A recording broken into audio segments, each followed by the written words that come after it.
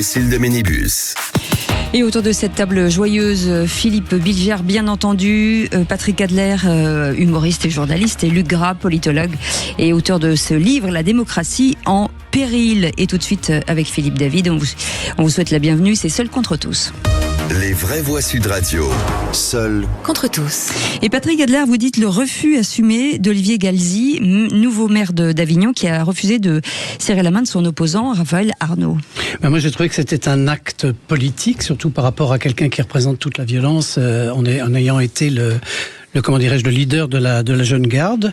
Je trouve que c'est une cohérence républicaine et que je salue vraiment. En plus de ça, il fait beaucoup parler de lui, Olivier Galzi, ancien journaliste. Il se retrouve maire d'Avignon à la surprise de tout le monde. Enfin, pas forcément de tout le monde, mais en tout cas, il n'était pas prévu. Il était un peu l'outsider.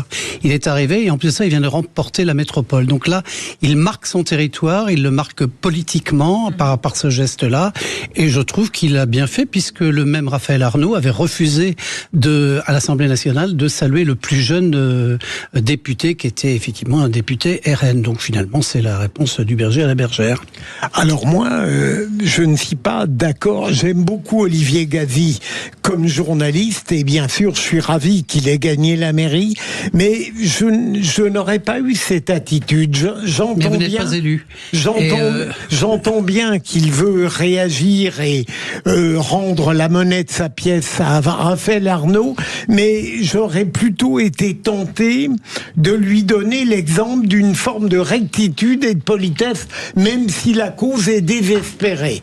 J'en ai conscience. Il me paraît difficile de reprocher à un député qui est parfaitement grossier et violent de ne pas respecter des règles élémentaires à partir du moment où on s'autorise soi-même à les transgresser. Ça m'aurait gêné. C'est votre côté en même temps. Non mais Luc, moi je suis un peu d'accord avec Philippe dans ce sens où il y a deux dynamiques. Non mais il y a deux dynamiques. Et puis je veux pas qu'on me traite de gauchiste parce que je dis ça. Oh non, ça risque pas. Il y a deux dynamiques. Non mais déjà modem. Donc je m'inquiète de la suite. Ce serait pas grave. Concrètement, il y a deux dynamiques dans la vie. Il y a celle où vous essayez d'être dans une forme de bienveillance exigeante. C'est-à-dire que quand l'autre a un mauvais comportement, eh bien vous avez un comportement à la hauteur. Et vous avez l'autre comportement, qui est de dire, quand l'autre a un mauvais comportement, je vais lui montrer qu'il a eu un mauvais comportement en ayant un mauvais comportement. Eh bien, c'est un peu la loi du talion d'une certaine manière. Eh bien, moi, je pense que c'est une conquête de société que d'arriver à la première posture. C'est-à-dire, quand l'autre a un mauvais comportement, est grossier, est inélégant, est violent, etc., il vaut mieux rester soi-même bien centré, aligné, et avoir un comportement exemplaire. Alors, sans compter, pardon Philippe, sans compter que s'il lui avait tendu la main, il est tout à fait possible que Raphaël Arnaud ne l'aurait pas saisi. Ce qui n'est pas vrai, puisque c'est lui qui a avancé la main. Je regardais sur les images. Et d'autant plus, pardon, mais Raphaël Arnaud, c'est toujours le problème, c'est un élu de la République, il a été élu, eh bien, il y a une incohérence à dire, on ne serre pas la main à un élu de la République, alors qu'on l'a autorisé à être élu. Alors, si on veut vraiment aller au bout des choses, eh bien, il faut interdire au LFI, au RN, ou je ne sais qui encore, d'être élus à l'Assemblée. Dès lors qu'ils sont élus, ils sont respectables, puisqu'ils sont des élus de la nation. Je rappelle que lui-même avait refusé de serrer la main Non, mais le comportement est à condamner, mais il demeure un élu de la nation, un représentant d'une partie de la souveraineté nationale. Vous avez perdu, Patrick Adler, vous avez perdu, c'est pas grave. Non, je vais venir quand même en partie à son secours. Je vais demander qu'on aille chercher le défibrillateur parce que je vais faire du en même temps pour une fois. Donc Philippe Bilger va dire oulala, qu'est-ce qui lui arrive ? Tu deviens macroniste. Non, on n'arrive pas jusque-là. Il a été séchancelaise en Espagne 3 jours. J'ai l'impression d'être la Françoise de Goua du jour. Alors, je suis pas forcément. Alors, moi, je suis très gêné. J'ai beaucoup aimé le post Facebook qu'a fait Olivier Galzi à ce sujet. Ouais. Alors, il est assez long, mais je l'ai lu en entier. Je l'ai pas lu. Et je le trouve très intéressant. Alors, moi, j'ai une double optique.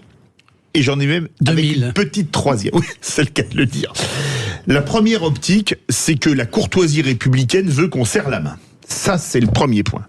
Mais quand on a quelqu'un comme Raphaël Arnaud, qui, comme l'a dit très justement Patrick, a refusé de serrer la main du Benjamin de l'Assemblée nationale, qui était député RN, ça s'appelle rendre la monnaie de la pièce. Mais est-ce que c'est de la courtoisie républicaine? Non. Cependant, il n'a pas été le seul à refuser de serrer la main du député du Benjamin de l'Assemblée nationale, puisque même Agnès Pannier-Runacher ne l'avait pas fait, avec des explications d'un alambiqué qui font passer, je sais pas moi, le théorème le théorème le plus compliqué pour un truc hyper simple. Bon, c'était du Agnès Pannier-Runacher dans le texte, mais le summum du ridicule avait été atteint, je le rappelle, par le tête de liste LFI à Toulouse, François Picmal, qui avait fait, vous savez, un Shifumi, ciseaux, feuilles, machin, pour répondre à la main tendue. Alors c'est pour ça que je suis très gêné, parce que je comprends parfaitement qu'Olivier Galzi n'ait pas eu envie de lui serrer la main. Alors là, je le comprends tout à fait. Mais ce qui me gêne, c'est qu'on se met au niveau aussi bas où il est. Alors, Olivier Galzi, je le connais pas, mais a priori est quelqu'un d'intelligent et d'éduqué, donc il lui a pas fait un Shifumi. Mais si je ne m'abuse, je crois savoir que quand on a vraiment beaucoup de bienséance, c'est l'homme le plus âgé, quand deux hommes se serrent la main, qui tend la main en premier, le plus âgé étant Olivier Galzi, il n'avait pas tendu la main. Cependant, là, on est vraiment dans les considérations un peu Troisième République, voire Ancien Régime. Mais je suis très gêné parce que j'ai trouvé très bien ce qu'a fait Olivier Galzi. Je suis assez sur la liste de Patrick Adler pour le rassurer un petit peu, mais la courtoisie républicaine, ça a quand même de la valeur, même avec des gens qui ont un comportement absolument inqualifiable. Votre séjour espagnol a accompli des miracles. C'est dingue, hein.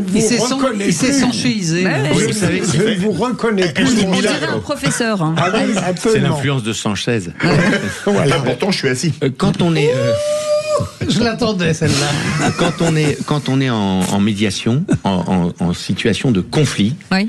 eh bien, on n'est pas dans des attitudes de posture. Parce que si vous êtes dans une attitude de posture, l'autre peut pas changer. Alors, il s'agit pas de faire changer des gens qui sont complètement dans l'extrémisme. Il changera pas. Mais il s'agit de se dire que il y a quand même plus de chances que les choses évoluent, que les choses changent en étant dans une main tendue que en étant dans une position de conflit. Qu'est-ce que c'est le résultat? C'est que Arnaud, il part en disant, vous vous rendez compte, ce grossier personnage, il m'a pas serré la main. Et il se radicalise encore plus. Donc moi, je vois pas l'intérêt. En termes d'efficacité, il vaut mieux être exemplaire que d'être jugeant.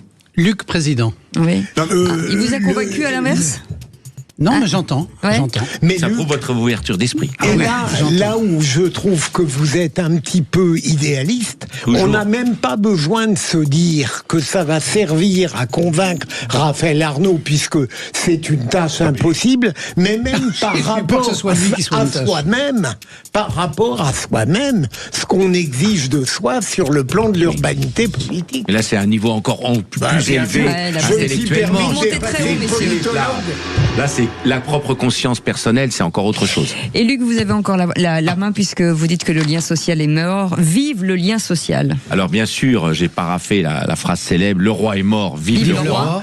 Parce que aujourd'hui, on a presque l'impression que le lien social, entendons-nous, il s'agit pas du social au sens politique, au sens de société, est mort. C'est-à-dire qu'en fait, chacun essaye dans cette société de conflit, etc., de se débrouiller. Les riches trouvent que les pauvres travaillent pas assez, les pauvres trouvent que les riches gagnent trop. L'extrême droite dénonce les ignominies de l'extrême gauche dénonce le côté fasciste de l'extrême droite, etc. Bref, on est dans une société de tension, mais derrière tout ça, ce qui est plus important, c'est que le lien social, il est altéré. C'est-à-dire que concrètement, le bénévolat en France est en train de régresser. Les gens ne s'investissent plus dans les activités de bénévolat, les associations, etc., etc.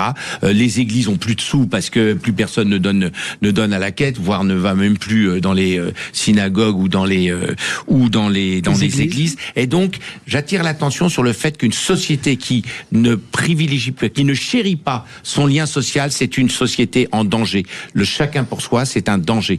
Et c'est pourquoi je voulais, puisque la parole m'était donnée de l'exprimer, de dire que, attention à notre lien social, chacun dans notre existence, nous pouvons retisser une petite part de ce lien social sans lequel nous ne faisons pas société.